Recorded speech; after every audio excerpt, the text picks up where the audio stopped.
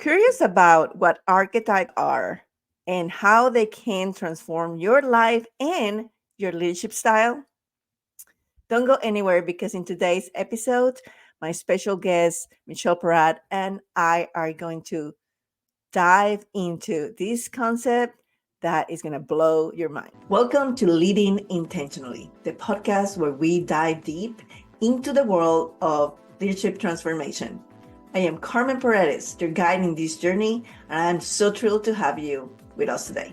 In each episode, we share strategies, insights, and stories to help you drive growth, enhance workplace culture, and lead with intentionality. Whether you are a seasoned executive, an aspired leader, or just someone passionate about positivity in the workplace, this podcast is for you. Each week, I'll bring you conversations with thought leaders, experts, and trailblazers that will share with you their insights, wisdom, and experiences so that you can apply these practical tips to your leadership journey. Get ready to explore topics like inclusive leadership, women's empowerment, effective communication, and so much more. If you're ready to lead intentionally and make lasting impact in your organization, you are in the right place.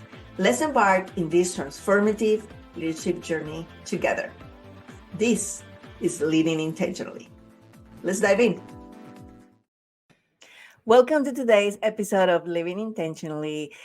Today, we're going to be talking with Michele Parad, who is an intuitive guide for conscious leaders, author, and speaker. And she is known for Your Brilliance Archetype guides and the Self Method, a spiritual philosophy which has helped empower her clients to build businesses that align with their path towards self-actualization. And I love a quote that she has.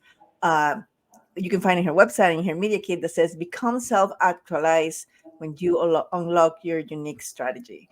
And I'm going to put all the information and where to find her in the description of the podcast as always. But I want to kick the conversation and start chatting with Michele today. Welcome to the show. Thank you so much for having me here, Carmen. It's such a pleasure. Yes. So Michele and I had the pleasure to meet in Valencia, Spain. She also delivered an amazing talk at Tribe Talks, so you should check that out. And this is where I learned about the archetypes that she uses to help you with self-actualization. And I was right away like, tell me more. And I felt that it was very applicable to leadership also because, quite frankly, the more you know about yourself, the more you know about other people, the better human you are and the better boss and leader you become. And so that's why we want to talk about it today. So, Michele, why don't you tell us a little bit like, how did you end up here? Like, what happened? Because we all have a story. Oh my goodness. I have many milestones and moments. But I had a beautiful career in marketing and business development at different technology companies. My very first job was in finance, so very much What was mine? immersed in the corporate world, and got a sense of what environments were helpful and what environments were not so helpful for people to thrive in myself included, right? And it did start with the leaders of the organization. So I did observe, and over time, I also changed my desire to work for organizations that were very purpose-driven and purpose-led. Because I felt, innately that I wanted to make a difference. So it's like, okay, maybe I can be in these cultures that are very impact driven, but I still saw, some chaos, some different personalities, different ways of working that really took an impact on the bottom line of the organization in ways that, people didn't always necessarily see. So I was in an observant phase, and personally, I felt that my gifts weren't really utilized in the best way within my roles that I had, and that's also just due to the fact that I really enjoy moving around. And that's probably why I kind of jumped from one organization to the next, is because I, learned a role and I was like, okay, now what? I didn't really want to stay in that for forever. Um, Yeah. so I kind of jumped to see, okay, what would it feel like to be in a slightly different role, or what would it Mhm. feel like to be in a different environment? And so, it got me a sense of what is currently available to us. But it also got me dreaming, like, what would it be like to create my own role? And that's kind of where I ended up in the entrepreneurial realm. And simultaneously, I wanted to incorporate over 8 years of study of the spiritual realms that I kind of kept separate, like a separate little mysterious worlds that I had going on in conjunction to my job. And so I was, working with different people, just healing them on various ailments and relationships and whatever challenges that came about for them. And later it occurred to me that I could merge all my skill sets together to help people in this innovative way. So And I want to say, if you're listening to this, I'm like, oh, here go these two woo woo women. Listen, I, for probably 15 years now, have been secretly, not secret anymore, but back then, secretly studying also spiritual things as they got more intense the more I got into it. But I remember literally 12 years, 13 years ago, I went to this retreat to Bali, and I didn't tell anybody where I was going other than my spouse, but like I didn't tell anybody where I was going, what I was doing. I was just went on a vacation.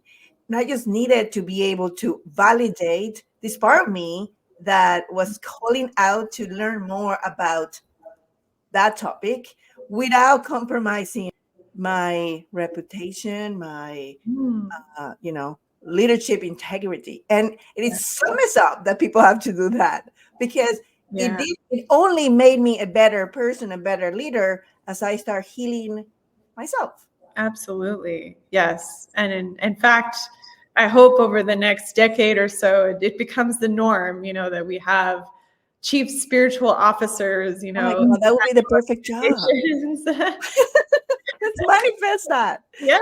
You know, I think it will become, because as more people dip their toes into everything else that there is, their families, their kids are seeing this as normal. I mean, like my daughter, who is 15 years old now, I mean, this is normal for her. Absolutely. So I don't see how she can not have those two worlds be one. Be So together. yeah, Yes. 10 years, this is gonna be like mainstream media. Yes. We're gonna envision that and make it so. Yeah. Like, So you were talking about, I want to kind of start teasing the archetypes, because when I heard your talk, I pretty much knew what I was, but I did take the test, which, by the way, you can take Michelle's website, and we'll put the description, yeah. the link later in the description of the podcast. But I was like, with the descriptions by itself, I'm like, ooh, I'm pretty sure I'm an explorer. And based on what you were saying, may I ask, are you an explorer too?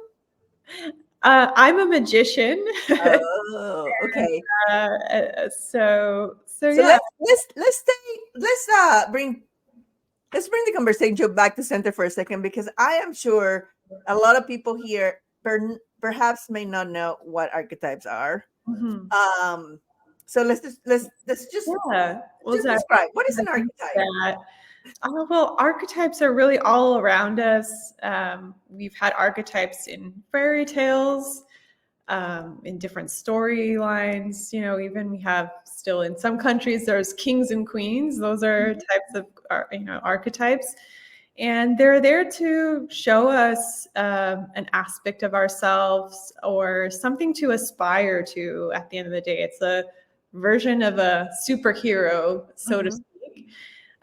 So when we start to utilize that, and I think in the business realm, it's pretty mainstream to know about like brand archetypes. So that's something that people start to envision as a way to, create a voice, create a theme, create information that when you visualize yourself in the archetype, what kind of content can come through from believing that you are that.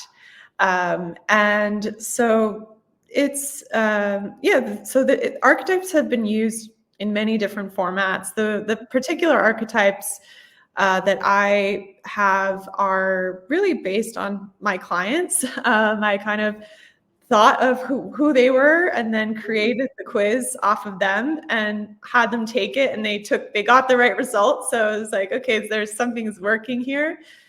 And so to me, they describe what people's gifts are ultimately and what type of role they need to be in order to be the most brilliant, most successful version of themselves. Yeah.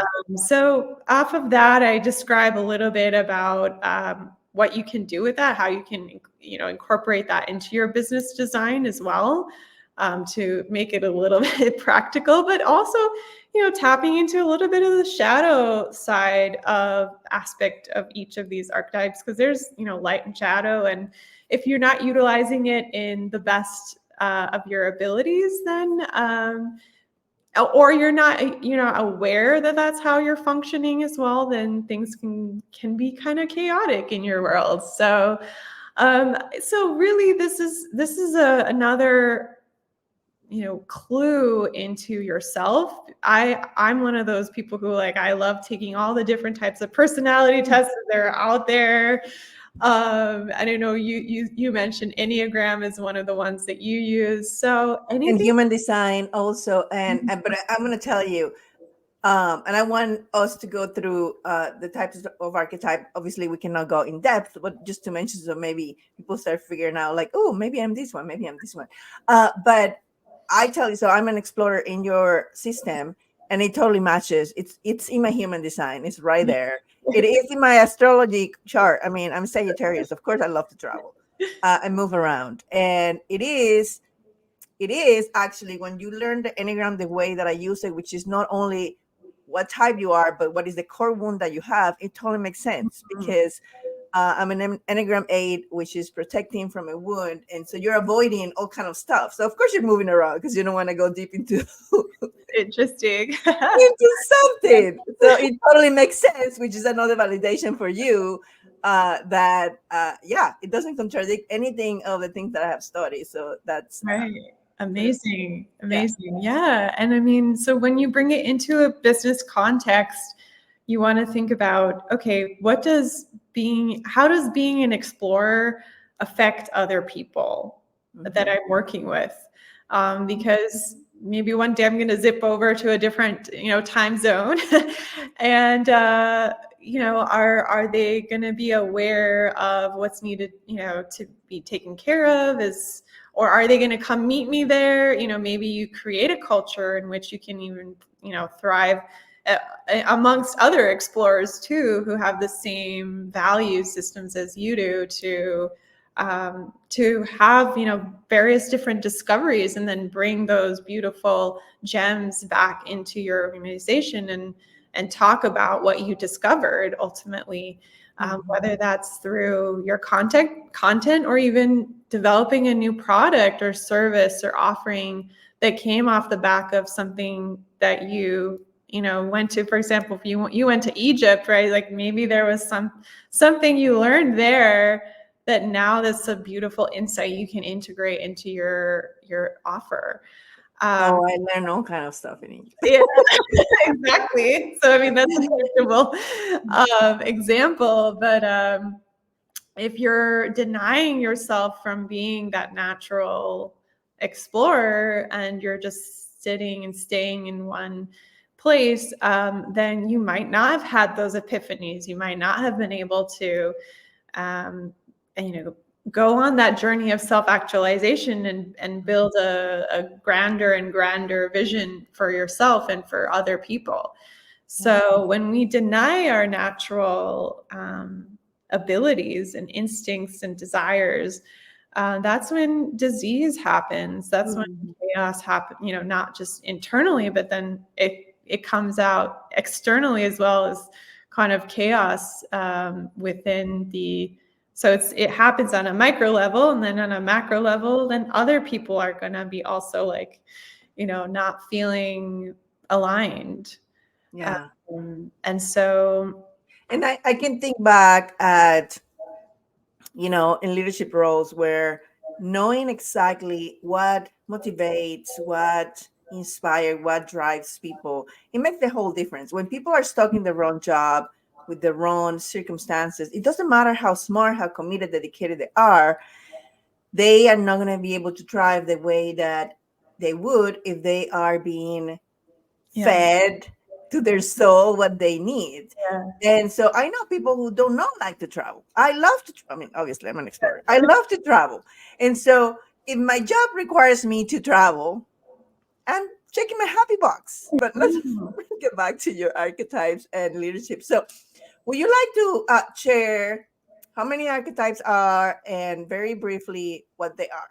And Mhm. audience start paying attention. Maybe it will be fun if you, when you listen to the episode, you can comment like, "Oh, this is what I think I am," and then go take the test at Michelle's website and confirm.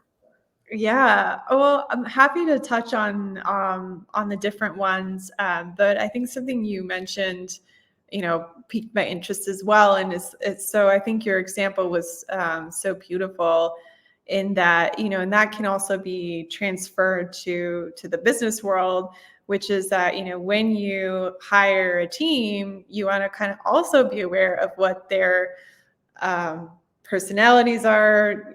I don't know if there's some time in the future where we can have everybody take those tests, so you can just become aware of, what does this person fit into the role that I'm hiring for. It's just more information. Would they be actually be happy doing this? Yeah. Or is there a different role that we can carve out for them? Maybe they're a really good match organized for the organization and the values, and they have a skill set, but maybe there's something else that they can then, contribute. So I do find that that's the future of human resources is placing people in the right roles, Yeah.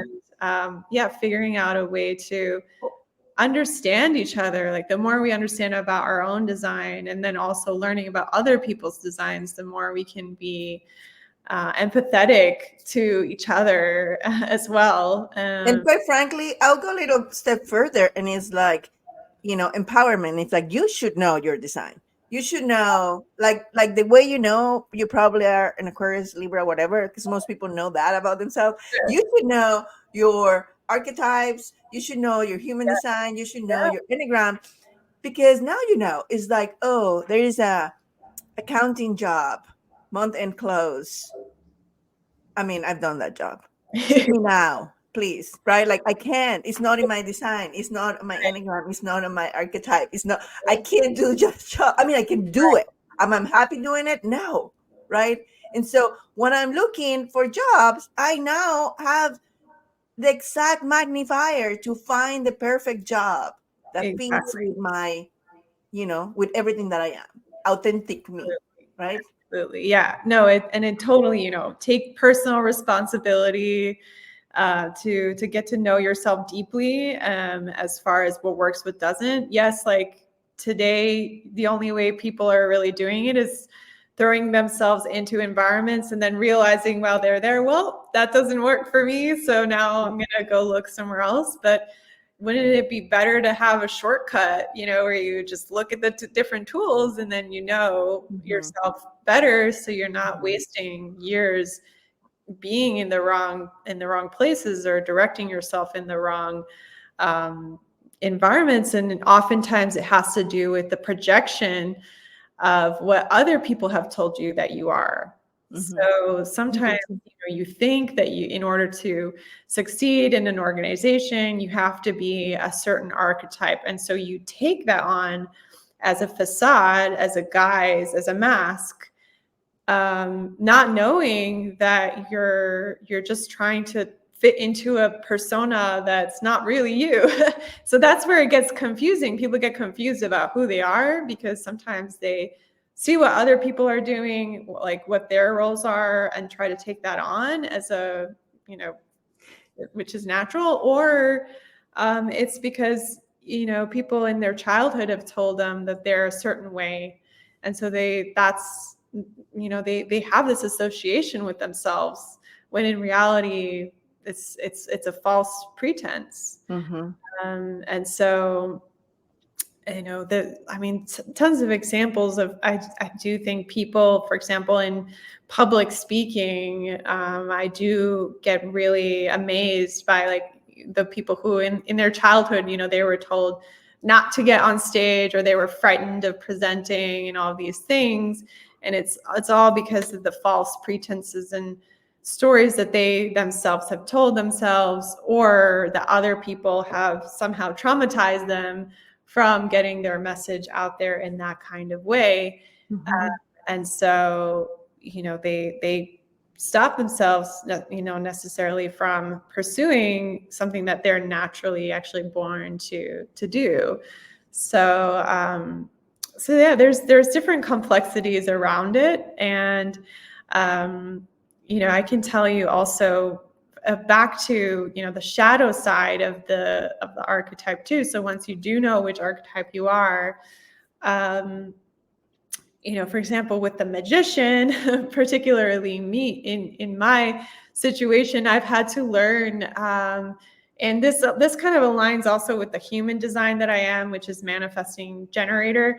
And so I go very fast in a lot of senses, and I just jump into things. I have an idea, I go for it. And then I forget to tell other people that I work with that we're moving in this other direction. Or I tell them, and then like the next day, I like up level the way we're going to do it, and I also forget to tell them. And so they're like, what the heck is going on? Yes, yes. It's like, I'm like, well, obviously, and it's just kind of in my own head about what's happening, and forget that it's like, well, you got to inform people of what's going on. It's okay to switch, but so it's just, again, knowing yourself, and having that sensitivity to okay, this is definitely my gift, the fact that I can accelerate and go fast and be nimble, but I have to be aware that other people don't have the same functionality and the sensitivity to know, okay, I need to communicate and understand where other people are coming from as well. So Beautiful. Yes. I mean, I was tempted to go and make a comment about human design there, but I don't want to, because this is not a show about human yeah. design. Yeah, bringing it back to the archetypes. So we talk about the explorer, the magician. What are the other ones? Yes. So there is let's see if I can remember all of them. So there's the healer, which it doesn't mean that you have to necessarily be a healer. It's just that you have this energy about you that other people feel comfortable telling you things. You can kind of be in an advisor role and be a healer too, right? So you don't have to take it literally. There is the restorer, which is oftentimes people who work in nutrition or restoring the earth in some ways, like sustainability, restoring, it could be health or a system, something along those lines. There is the innovator, who is always like thinking up and dreaming new gadgets or software or These are technology. probably manifestors in the human design. I'm gonna just Probably. have to be. Yes. One of my favorites is a unicorn, which I know that's like really kind of out there, but unicorn is somebody who's actually can't really be put in any one archetype, because they switch from one to the other. They're almost like a chameleon type, but they're a little bit of everything, and depending on who they're interacting with, they kind of utilize one or the other. So I have a question, because my first thought was, I bet everybody has a little bit of everything. Clearly. But there is one that is your dominant one. Yeah. And so maybe the unicorns are like more equally spread, like, Yeah. of all of them. But they also could be the reflectors of human design. Yep, you're seeing the patterns. Exactly. Yeah, that's possible for sure. It's it's in every individual. It's slightly different as to what it means for them. Um, but but yeah, there it's true. We it's the same thing as astrology, right? We have all the planets in our chart. It's just we have certain ones that maybe in certain time frames too are wanting to have a greater presence. Then maybe you take this test again in 10 years, you might be a different person, and there's a different archetype that wants to come through. So Yeah. that's also possible too. We're always evolving and changing. Oh, that makes sense because when you heal, you almost become a different person, right? Like with Enneagram, back to that. I mean, it doesn't. Nothing that I have found in the literature says that it changes, but unless I'm triggered, I don't relate to the Enneagram 8 anymore because that's Yeah, not who I am anymore because I'm yeah. not wounded, right? Right. Um, Absolutely. but if I get triggered, trust me, that's where I go.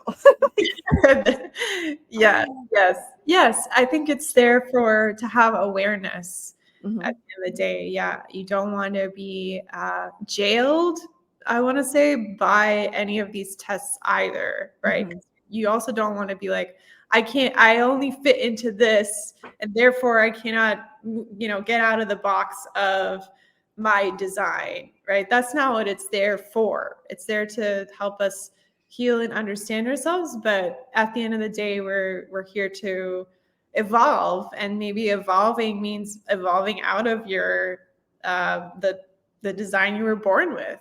That's mhm. very possible. So I like that. So how do you work with people? So they go take tests, and it's like, oh great, I am whatever. And so walk yes. us through, like, what is your process like, and what are the benefits they can see after working with you? Yeah. So I do think archetypes is just one of the clues that I really gather. I look at the gene keys as one Oh avenue my as God, I am obsessed. well. So there's archetypes, gene keys. We may take a look also at human design, but really we go through also an intuitive process of looking at the person's challenges, what they went through, what their traumas are, because ultimately there's always hidden clues as to what your purpose is, through your experiences. So we take all of that into consideration when we're designing ultimately a business or a role for someone. So I primarily work with founders, but I think this can really um, work for any person, maybe in an organization too. Like what is the role and entrepreneurial version of you within a corporation, right? Because you can do that as well. Um, and so we go through and understand, okay, what is it that you're here to do? What's your role? What is the key message that you're here to give to the world, and what are the channels that in which you're meant to share that message? Because for each individual, that's can be completely different, and it may have to do with the market, obviously, that you're targeting, depending on who your clients are. Mhm. um, but it also has to do with your unique individual gifts too, and what's the best way to showcase that. And again, it's not a one size fits all, so it's very, very tailored as far as what should be your main marketing strategy. For each person, it's different. Um, and within a large organization, that might more look like, what's your personal branding That's what I was thinking. Yes. approach, right? Like, Mhm. how do you get seen by other people in the organization? Because that's your own form of marketing, basically. Absolutely. Yes. I was absolutely thinking that because, Yeah, you have to be promoting yourself all day long, especially if you're a woman. It's not, don't sit there and think that because you're doing a good job, you're going to be seen. Because, sure, not everyone does a good job, but a lot of people do a good job. And so then the next thing is how do you make sure everyone can see that you're doing a good job? And yeah, when you're not aligned with your authentic self, it is hard because your energy that you're putting out is kind of like convoluted. Let's yes, just keep it that. yes, exactly. And so, how do you let other people know what you're doing in the organization? But Not like, not everybody's supposed to be telling people. yes, exactly. Okay, maybe not tell, but show, or Yeah, yeah. but there's your own individual way to go about it. Maybe if you're not going to do presentations in front of everyone, it's just being aware of, okay, maybe there's one person that you're meant to partner up with who's then going to share the message for you, and you just Hmm. have to have that awareness that, okay, my design is to um, have other people spread the word about me. So just having that awareness in it of itself, it can change what your strategy is Right. overall. Absolutely. And And so, what makes a team very good at performing is when you can have all the pieces of the puzzle, right? We came here with all these different attributes and different designs in whatever modality that you're looking at to work together. And I remember even before I was conscious about what I was doing, I was hiring people to fill those holes. So at one point, I literally have every person in the Enneagram in my team. And that's what helped us be one of the best performing teams in that company at that time, is because I had all the bases covered. If I yeah. needed someone to be like this, if I needed someone to be like that, if I needed, it's like we had them all, right? Or And kind so of just get one unicorn and you're good. I know, right? Yes. I'm gonna have to think about this, like if I translate it to your archetype, if it works.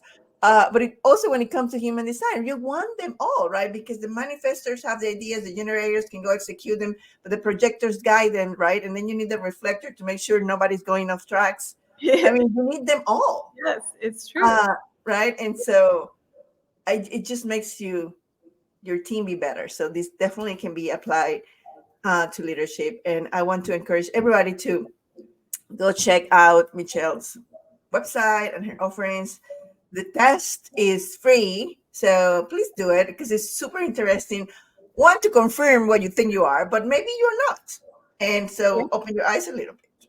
Absolutely, yeah. And don't think too hard on the stumbling on the questions themselves. Just pick the intuitively what the first gut feeling is, and I'm sure you're going to get the right one for you at this point in time. So there's 12 of them. I didn't go through all of them, but I'll let you Yeah, enjoy the quiz itself, and yeah, reach out to me if you have any questions about archetypes or anything in that's that amazing. as well. So, Well, thank you, Michelle, for joining us today. Anything else? And anything you want to say to wrap up the episode? ooh, well, I just think the theme is to get to know, spend time getting to know yourself. I'm always discovering new things about myself I didn't even know yeah, a few years ago, even though I have taken so many of these tests, but there's just more depths, more layers to you. And I think it's a beautiful process if you are willing to just spend the time. It's a worthy experience, and then it's open yourself up to other opportunities you hadn't maybe thought of before. And I want to make sure I want to highlight what you said. Take the time, because in this day and age, everyone wants a quick fix. I'm sorry, I have news for you. It takes a long time. Yeah. to undo all the conditioning, all, open up the layers that you have created to protect yourself, your most vulnerable self, which is the most beautiful part of you.